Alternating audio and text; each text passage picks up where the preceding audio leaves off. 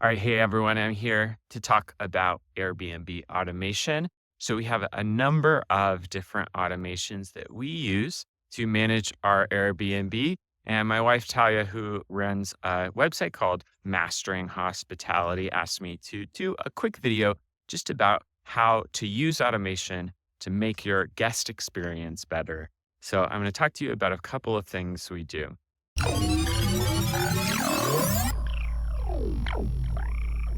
The big reason behind why we started doing automation is because we run an Airbnb outside of our house. We have an upstairs apartment. And so I could see guests coming to our Airbnb late at night, sometimes 11, 12, 1, 2 in the morning. And they would show up and it was dark out. So they'd inevitably be carrying their bags, have their phones out, and be trying to navigate in the dark. And it was kind of complicated, especially because we have stairs that go up to our upstairs apartment.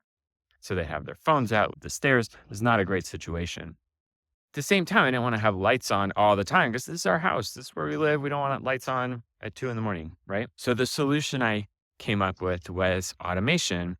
Basically, the way it works is we have a camera that turns on, and then as guests arrive, they come in. And we have these string lights that kind of welcome their arrival. This is the parking area for the guest. Okay. So they show up, the lights turn on, they can see perfectly. There's floodlights here with the camera. And then they go up the stairs and there's some patio lights that turn on to kind of help them navigate up the stairs. So the first piece of this puzzle is right here. You can see it. This is the ring light. And this is a camera. And basically, as people are driving up, it notices them and it turns on the light. It's also useful just like as a notification. You get a notification on your phone when someone arrives. So if you want to greet your guests, you can. Or if you just want to know that they arrived safely, that's a useful thing. Every once in a while, if there's like more people than they said that were going to show up, we can use that and see, okay, we need to have a conversation with them. Cameras can be a little bit tricky with Airbnb. You do want to make sure that they know that there's a camera on the property. Obviously, you don't want to use cameras inside ever, but a camera over your garage that has floodlights, I think, is a great solution. So once the camera notices that there are guests, it turns on the lights around the driveway. Originally, I had it turn on the lights around the stairs.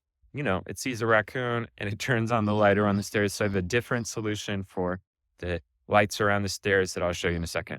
All right, so here are the stairs to our upstairs Airbnb. You can see these string lights that are just kind of hung here. There's a little patio area where the people can sit.